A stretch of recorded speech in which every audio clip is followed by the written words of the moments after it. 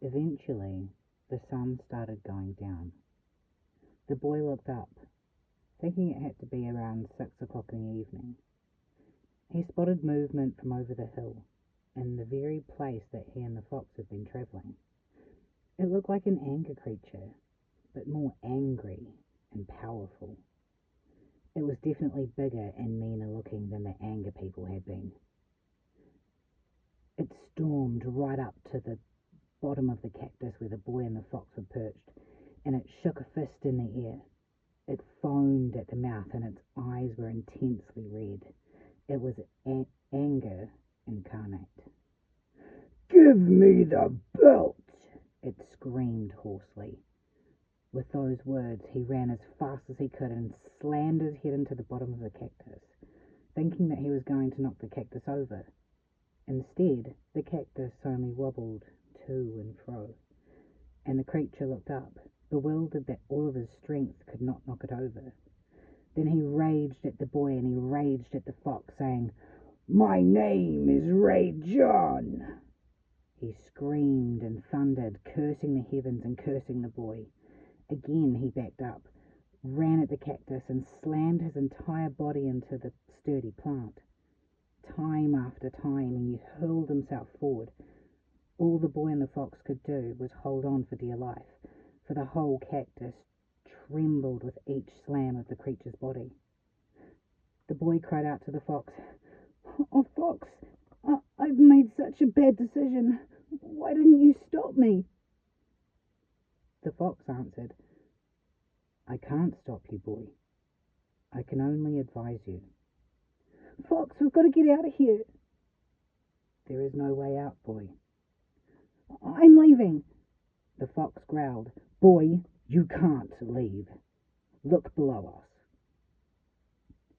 The boy looked and saw a sea of drooling jaws surrounding their perch, eagerly waiting just such a foolish move. The fox said, "I'm afraid you're going to have to learn a Herculean lesson, boy. If you go down now, your journey is over." The boy pressed himself even tighter against the stabbing prickles of the cactus. He was suffering what he thought were unfairly harsh consequences for his bad choice, but there was nothing to do about it for that moment. The sun had gone down now, and Ray John kept thundering and throwing himself against the bottom of the cactus. The wolves were howling, seemingly cheering him on. When the moon came out, the wolves howled all the more. About that time, an odd thought crossed the boy's mind. He turned to the fox and said, with a quizzical look in his eye, asked, "Who are you?" The fox smiled, and his expression said, "You don't know, boy." "Are you an angel?" Again, the fox simply smiled. "You are, aren't you?" Still the fox said nothing. The boy looked down and watched as Ray John continued to crazily charge the cactus. The creature seemed to be so incredibly angry that he couldn't knock over the cactus. He began kicking the wolves around and screaming, "Out of my way, dogs!" Each time he booted one, it would go flying through the air, tumbling head over heels. What raw power, thought the boy. This evil, violent creature was so angry that he turned completely black, then white. Soon all kinds of colours were flowing through his body as it pulsed with anger. Steam bellowed into the air from underneath the scales, causing a disconcerting clicking sound. Once again, the boy noticed movement from the same direction Ray John had come. The full moon made the boy's vision surrealistic, so he squinted a little and saw that this new arrival looked like a lie person, but he was dressed in tails and he held a microphone. He came up to the bottom of the cactus, his dangly arms constantly moving. They jerked nervously as though he couldn't hold them still. He looked up, his entire body quirking and jerking, and announced to the boy, "I'm the Commodore of Lies. I'm here to help you." Hearing this, Ray John screamed, "Ha! And I'm here to help you too!" All the while he was kicking the wolves, smashing the ground, and exhibiting uncontrolled anger. The fox whispered to the boy, "Don't listen to the lie creature, for you know what kind of advice he gives." The boy pulled out his bracelet and slipped it on. He also gripped his key in one hand and the book of life in the other. He knew his bad decision had rendered his gifts powerless, but they still provided some degree of comfort. All the while he hoped that Regal would come storming in to save him and the fox. As if the fox had read his thoughts, he looked to the boy and he said, "No, boy, there is no escape." The boy almost whimpered, "Why do I have to suffer so?" The fox looked sad and said, "Boy, we both are suffering the consequences of your actions. Sometimes this has to happen." All along, the Commodore of Lies had been trying to get the boy's attention. He said, "Come on, boy, I'll help you. I'm here to help you. You can trust me. Surely you can trust me. Make that decision. Trust me. Just give me your belt." The insanity of the entire scene continued for a long time, almost mesmerizing the boy. He returned to his senses when he suddenly realized that someone else was now coming from the direction that the previous two visitors had come from. The adrenaline flowed anew through the boy's body, for this creature was even more bizarre looking. This creature's body, especially its upper body, rippled with muscle. His hair was like the mane of a lion, flowing wildly back in the wind. There was, however, no wind. But the most peculiar aspect of this creature was his face. His entire face, from his hairline to his chin, was flat and shiny and oval-shaped. Wherever it looked, the thing immediately in front of it was reflected in its face. With each turn, the reflections continually changed to match whatever it faced. When it looked at a wolf, there was a wolf in its face. When it looked at Ray John, anger was in his face. When it looked at the Commodore of Lies, the lie was in its face. And when it looked up at the boy in the cactus, the boy was in its face. Across this creature's chest were tattooed the words, "Not me." As the boy gazed upon this new creature, he sensed that it was full of power. The creature returned his gaze, and the boy saw himself mirrored in the oval face. The creature said in a bold voice, "My name is Blame. You've ruined my day." Blame turned to Ray John and said, "Why haven't you knocked over the cactus?" He spun completely around, looked at the lie person and said, "It's your fault for not beguiling the boy down." He looked at the wolves and said, "Why didn't you get him before he got up there? It's your fault for not chewing the cactus apart. It's your fault." He went on and on, blaming everyone. Then he stopped and said in a sorrowful, pity voice, "But Worm will blame me." And he screamed as though he were in mortal anguish. His voice, booming like thunder, caused the boy's ears to hurt. Sinking back even further into the cactus, the boy tried to get away from having to even look at these horrible things all around him.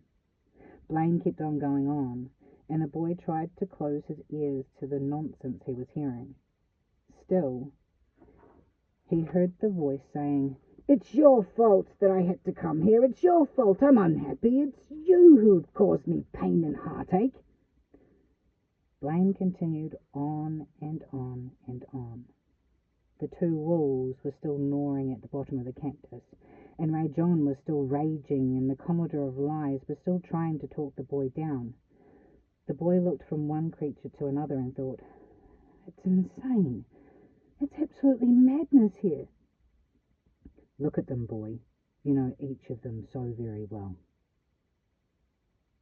He huddled up closer to the fox and studied the nature of the anger, lies, and blame. He then pulled open his book of life, seeking comfort.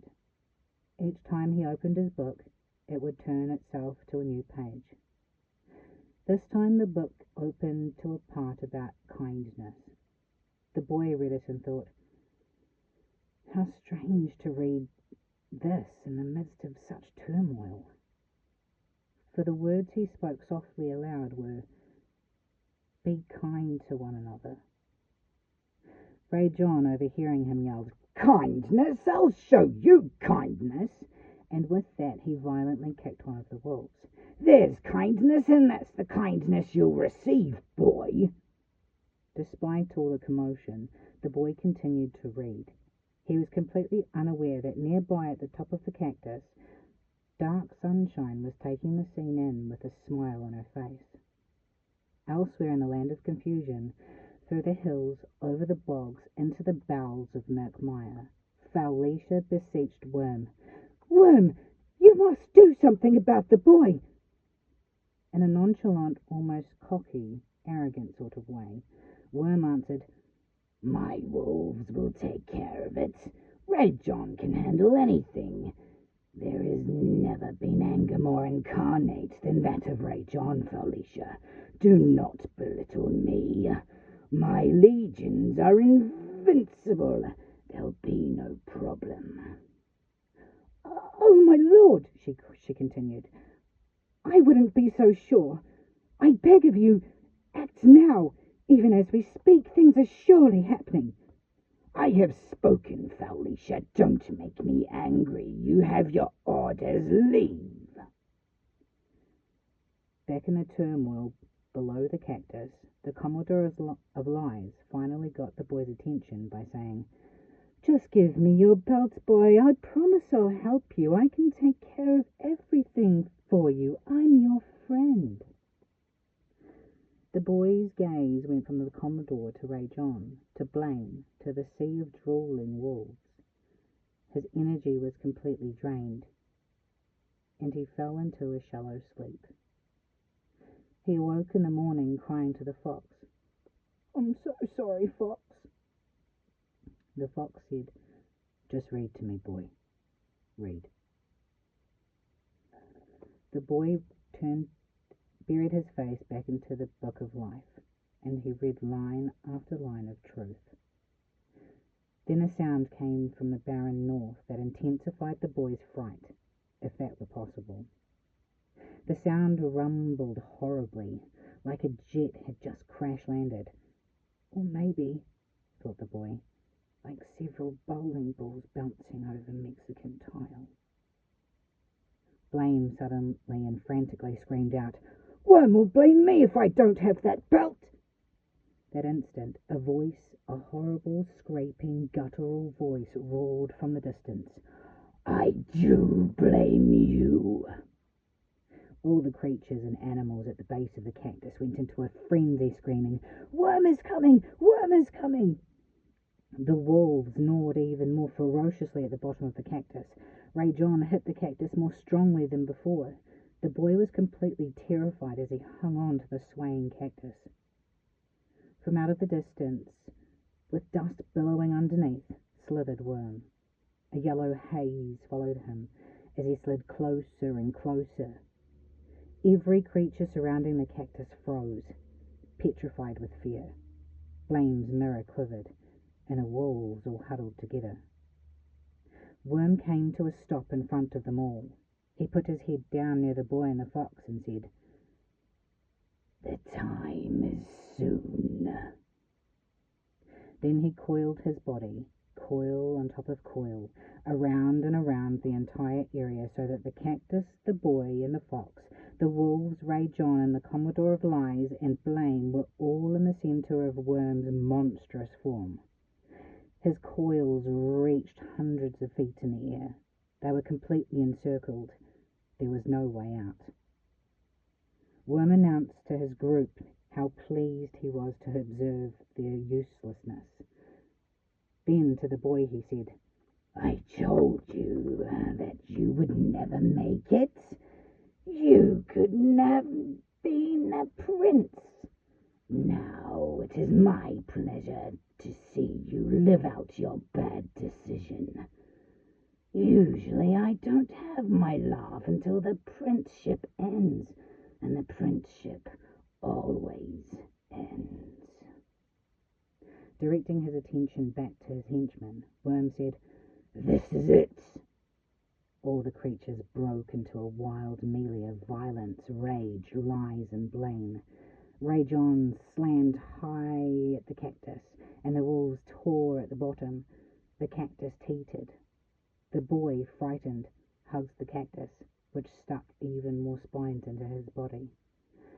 Blame blamed everyone, and the Commodore of Lies said, Boy, I'll give you anything you want. I'll give you a beautiful house, a swimming pool, brand new cars, money, girls. I'll give you anything you want, boy. Just give me the belt. Don't give it to Ray John or the wolves. Look how mean they are, boy. I'm your friend. I can do lots of things for you. I'm your chance. All it will take is that stupid belt. The boy looked around him. In the morning sun he could see that each of Worm's coils was as big as a house, and he thought, how massive, how completely awesome this creature is.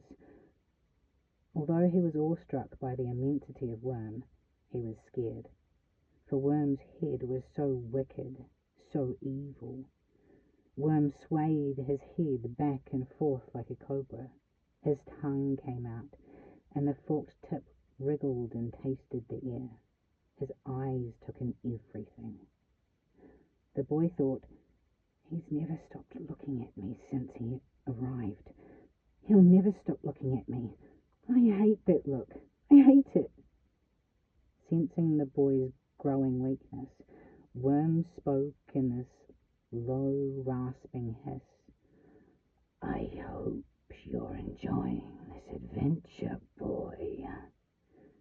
He smiled a sickening smile, then pulled his head back and he laughed the cruelest, most terrifying laugh the boy had ever heard.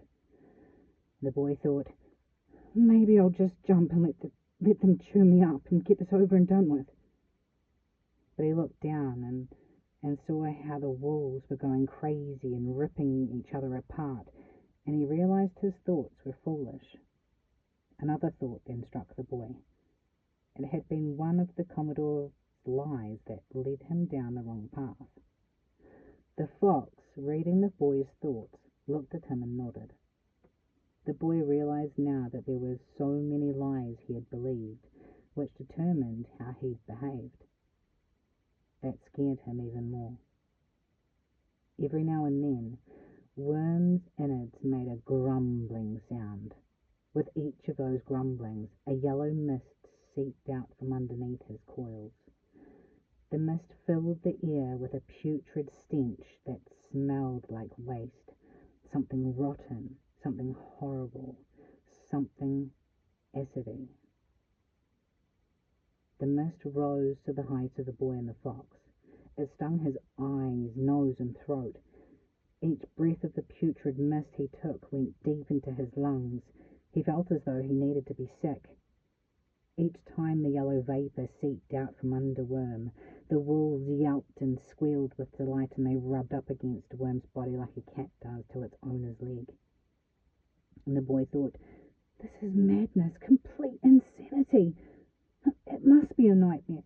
Nothing could ever be like this. He looked at his friend desperately, and their eyes met in understanding. And the boy knew that this had been his choice, like it or not. The boy and the fox waited, perched precariously atop the cactus. They could climb no further. There was no more that they could do.